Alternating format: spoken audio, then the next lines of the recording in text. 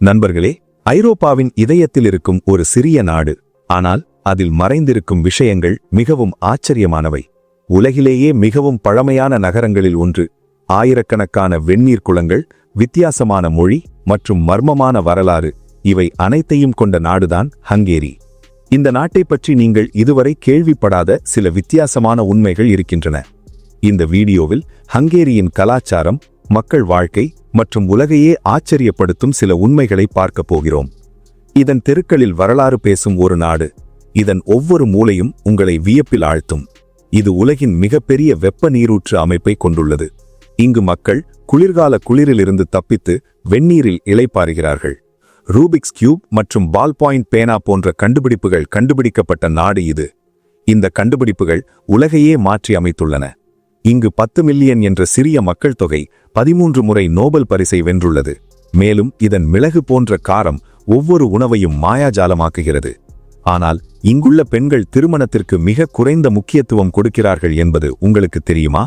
ஹங்கேரியில் திருமண விகிதம் ஐரோப்பாவிலேயே மிக குறைவான ஒன்றாகும். மேலும் பெரும்பாலான பெண்கள் திருமணத்தை தவிர்க்கிறார்கள். அவர்களுக்கு ஆண்களுடன் உறவுகள் இல்லை என்பதல்ல, மாறாக அவர்களுக்கு திருமணம் பிடிப்பதில்லை. இங்குள்ள கடுமையான விதிகளும் தனித்துவமான பாரம்பரியங்களும் உங்களை வியப்பில் ஆழ்த்தும். இதன் கலாச்சாரம் மிகவும் வண்ணமயமானது. அதனால் புடாபெஸ்ட் கிழக்கின் பாரிஸ் என்று அழைக்கப்படுகிறது. நண்பர்களே, இன்று நாங்கள் உங்களை ஹங்கேரியில் உள்ள இந்த அற்புதமான நகரத்திற்கு அழைத்துச் செல்கிறோம். அதன் வரலாறு, உணவு, வாழ்க்கை முறை மற்றும் உங்கள் இதயத்தை கவரும் சில அழகான இடங்களை நாங்கள் ஆராய்வோம். ஆனால் அதற்கு முன் நீங்கள் இந்த வீடியோவை லைக் செய்து சேனலை சப்ஸ்கிரைப் செய்தால் எங்கள் முயற்சிகள் மதிப்புக்குரியதாக இருக்கும். ஐரோப்பாவின் மையத்தில் அமைந்துள்ள ஹங்கேரி அதன் தனித்துவமான கலாச்சாரம், வளமான வரலாறு மற்றும் பிரமிக்க வைக்கும் இயற்கை காட்சிகளுக்காக அறியப்படுகிறது. சிறியதாக தோற்றமளிக்கும் இந்த நாடு உண்மையிலேயே மாயாஜாலமானது. இதன் ஒவ்வொரு மூலையிலும் ஏதோ ஒரு சிறப்பு மறைந்துள்ளது. புடாபெஸ்டை குறிப்பிடாமல் ஹங்கேரியை பற்றி பேசுவது சாத்தியமில்லை. ஹங்கேரியின் தலைநகரான புடாபெஸ்ட் ஐரோப்பாவின் மிக அழகான நகரங்களில் ஒன்றாகும். டானூப் நதி இந்த நகரத்தை 2 பகுதிகளாக பிரிக்கிறது. ஒருபுறம் புடாபெஸ்ட், மறுபுறம் பெஸ்ட். இவை இரண்டும் சேர்ந்து புடாபெஸ்ட் என உருவாகின்றன. இந்த நகரம் வரலாறு மற்றும் நவீனத்துவத்தின் ஒரு தனித்துவமான கலவையாகும். டானூப் நதிக்கரையில் அமைந்துள்ள ஹங்கேரிய நாடாளுமன்றம் ஐரோப்பாவின் மிக அற்புதமான நாடாளுமன்ற கட்டிடங்களில் ஒன்றாகும். அதன் கோத்திக் வடிவமைப்பு, வண்ண கண்ணாடி ஜன்னல்கள் மற்றும் வானுயர்ந்த குவிமாடங்கள் அதை உண்மையிலேயே அழகாக்குகின்றன. யுனெஸ்கோவின் உலக பாரம்பரிய தளமான புடாபெஸ்ட் மலையில் அமைந்துள்ள புடாபெஸ்ட் கோட்டை ஹங்கேரிய மன்னர்களின் முன்னாள் அரண்மனையாகும். இது நகரத்தின் பரந்த காட்சியை வழங்குகிறது. இந்த கோட்டையில் ஹங்கேரிய தேசிய கலைக்கூடம் மற்றும் வரலாற்று அருங்காட்சியகமும் அமைந்துள்ளன. அங்கு நீங்கள் ஹங்கேரிய கலை மற்றும் பாரம்பரியத்தை காணலாம். டானூப் சங்கிலி பாலம். நதியின் மீதான இந்த தொங்கு பாலம் ஹங்கேரியின் முதல் நிரந்தர கல் பாலமாகும். 1849இல் கட்டப்பட்ட இது புடாபெஸ்டில் அதன் கம்பீரமான தோற்றத்திற்காக அறியப்பட்டது. மேலும் இரவில் அதன் ஒளியூட்டல் அதை இன்னும் அழகாக்குகிறது. ஹங்கேரி வெப்ப நீராவி குளியல்களின் தலைநகரமாகவும் அறியப்படுகிறது. இங்குள்ள நிலத்தடி வெந்நீர் ஊற்றுகள் உலக புகழ் பெற்றவை. அவற்றில் சருமத்திற்கும் ஆரோக்கியத்திற்கும் நன்மை பயக்கும் தாதுக்கள் உள்ளன. புடாபெஸ்டில் உள்ள செச்சேனி பாத் மற்றும் கெல்ட் பாத் போன்ற நீராவி குளியல் இடங்கள் சுற்றுலா பயணிகள் மற்றும் உள்ளூர் மக்கள் மத்தியில் பிரபலமாக உள்ளன. குளிர்காலத்தில் வெந்நீரில் குளித்துக்கொண்டே வெளியே பனி பொழிவதை பார்ப்பது ஹங்கேரியில் மட்டுமே காணக்கூடிய ஒரு அனுபவமாகும். நண்பர்களே, ஹங்கேரி அழகுடன் மட்டும் நின்றுவிடவில்லை. இந்த நாடு அறிவு மற்றும் படைப்பாற்றலின் கோட்டையாகவும் திகழ்கிறது. பால் பாயிண்ட் பேனா மற்றும் ரூபிக்ஸ் கியூப் போன்ற உலக புகழ்பெற்ற கண்டுபிடிப்புகள் ஹங்கேரிய கண்டுபிடிப்புகள் என்பது உங்களுக்கு தெரியுமா? 1938இல் ஹங்கேரியைச் சேர்ந்த லாஸ்லோ பிரிவால் கண்டுபிடிக்கப்பட்ட பால் பாயிண்ட் பேனா எழுதும் முறையையே மாற்றி அமைத்தது.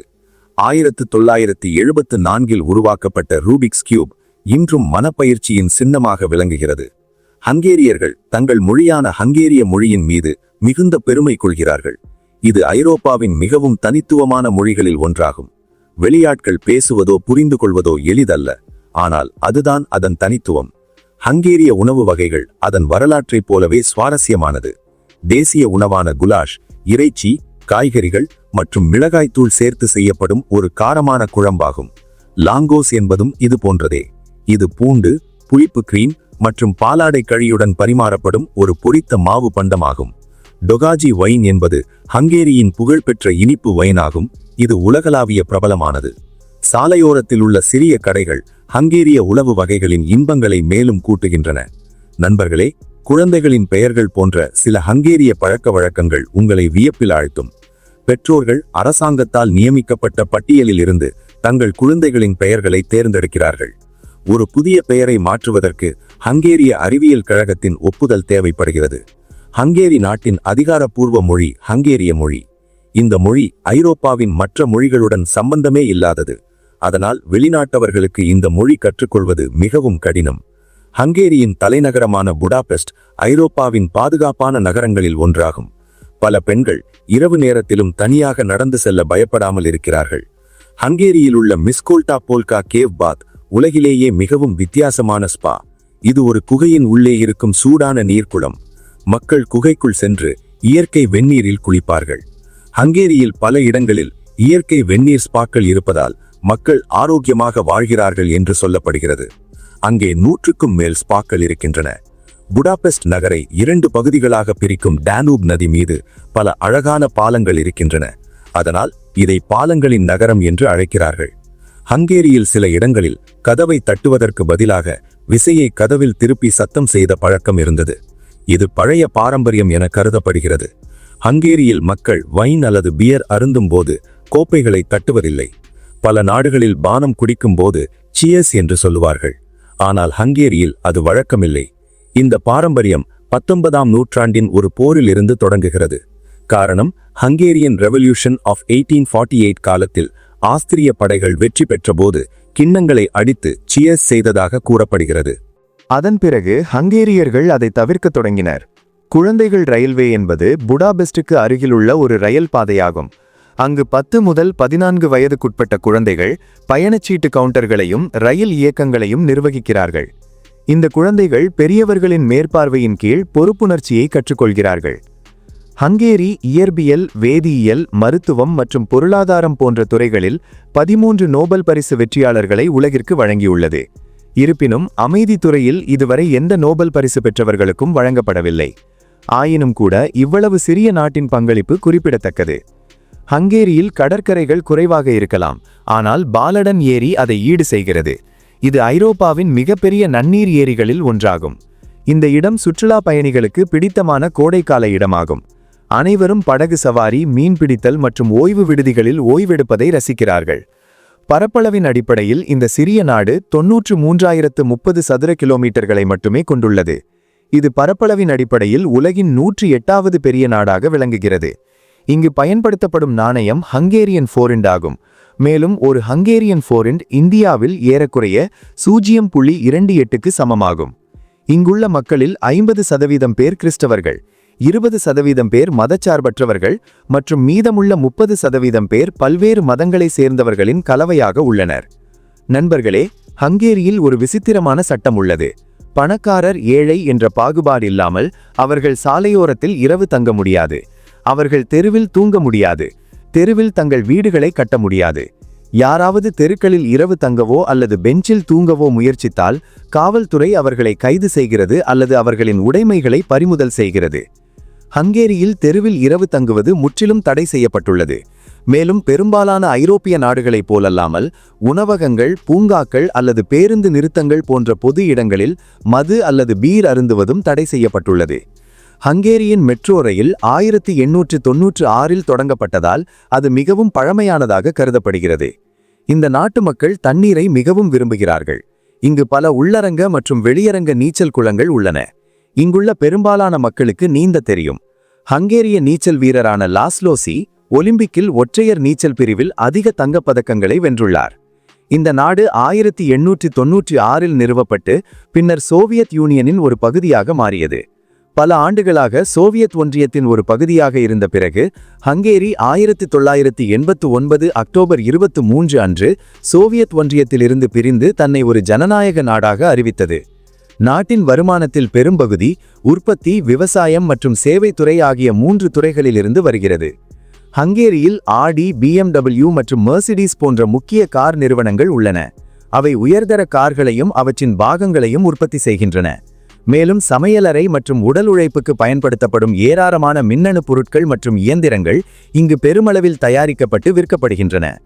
நாட்டின் மண் வளமாக இருப்பதாலும் விவசாயமும் செழிப்பாக இருப்பதாலும் அந்நாடு கோதுமை, சோளம், பழங்கள் மற்றும் காய்கறிகளை அண்டை நாடுகளுக்கு விற்கிறது.